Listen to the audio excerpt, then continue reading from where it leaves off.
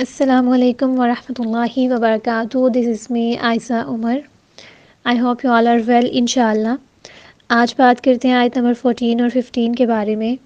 کل ہم نے پچھلی آیت میں یہ پڑھا تھا کہ جو لوگ بھی صحابہ کا اس ٹائم پہ مذاق اڑایا کرتے تھے، یعنی جب وہ مکہ میں تھے یا کہیں بھی، اور جو بھی معصوم لوگوں کا، مومنوں سے ہٹ کے بھی اگر کوئی معصوم انسان ہے جس کا آپ فائدہ اٹھا رہے ہیں اور بعد میں اس کا جا کے مذاق بناتے ہیں، یا پھر جب تک آپ کو اس کی ضرورت رہتی ہے آپ اس کے ساتھ ہیں، اس کے بعد آپ اس کو چھوڑ دیتے ہیں، تو اس طرح کے لوگوں کا آپ کو تو فی الوقت لگتا ہے کہ مذاق بنا لیا ہے، لیکن حقیقت اس کے ہر وہ انسان جو بھی اس طرح کی کیٹیگری میں آتا ہے کہ لوگوں کا فائدہ اٹھا کے بعد میں ان کو نقصان دیتا ہے، یا پھر کسی بھی انسان کو ٹخنوں سے اوپر شلوار رکھنے والا، داڑھی رکھنے والا لڑکا، یا پھر عبایا کرنے والی لڑکی پیڑنی لگتی ہے، یا پھر کسی بھی طرح سے اولڈ فیشنڈ لگتی ہے، تو معذرت کے ساتھ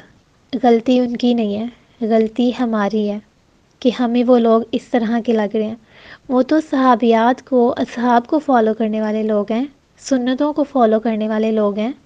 ہم نے اپنا طریقہ وہی جاہلیت والا رکھا ہوا ہے. وہاں بھی اس وقت یہی سارا کچھ ہوتا تھا. اپنی زینت کو ظاہر کرتی تھیں عورتیں، چست لباس پہن کے مردوں کا دل لبھاتی تھیں، اور غرور اور تکبر کا شکار ہونے والے مرد اپنے تہبند، یعنی کہ جو وہ باندھتے تھے شلوار کی جگہ پہ، اس کو لٹکا کے رکھتے تھے نیچے، اور یہ ان کے ہاں تکبر کی نشانی تھی. آج بھی جو لوگ ٹخنوں سے اوپر شلوار رکھتے ہیں سنت کو چھوڑ کر، وہ یہی تو ظاہر کر رہے ہوتے ہیں کہ ان کو آکورڈ لگتا ہے. ٹھیک ہے، تو یہ ساری چیزیں وہاں بھی تھیں، آج بھی ہمارے معاشرے میں ہیں.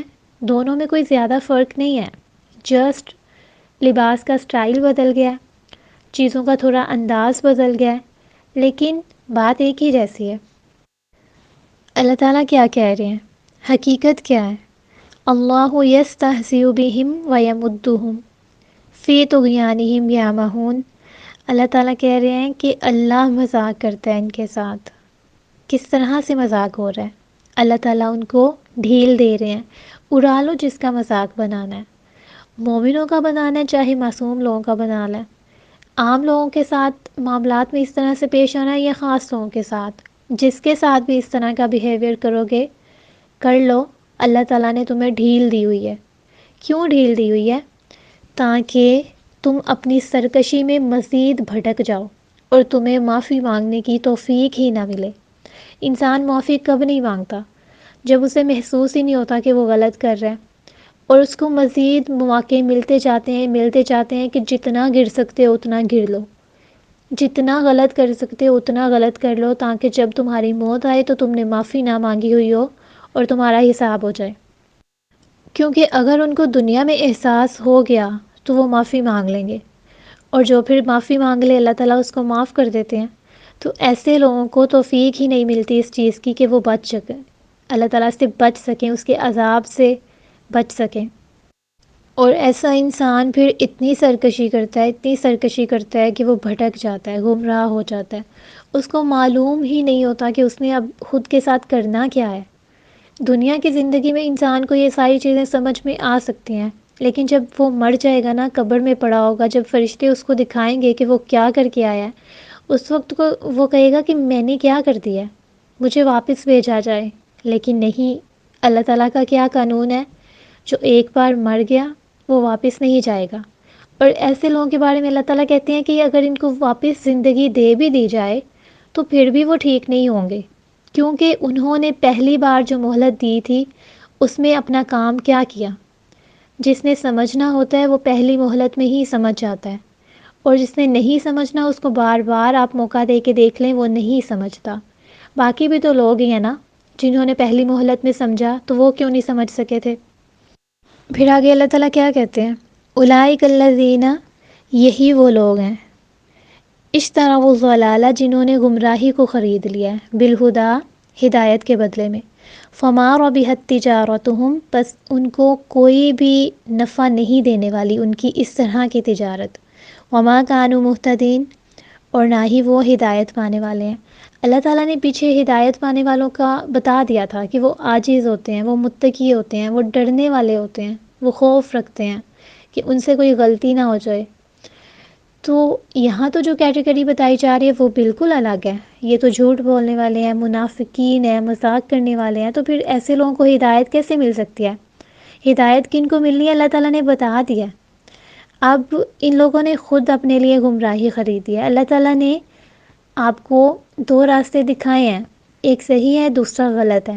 آپ نے اس میں سے کون سا چوز کرنا ہے؟ اللہ تعالیٰ اس سے بڑی الذمہ ہے۔ اللہ تعالیٰ نے یہ ذمہ داری آپ کو دے دی ہوئی ہے۔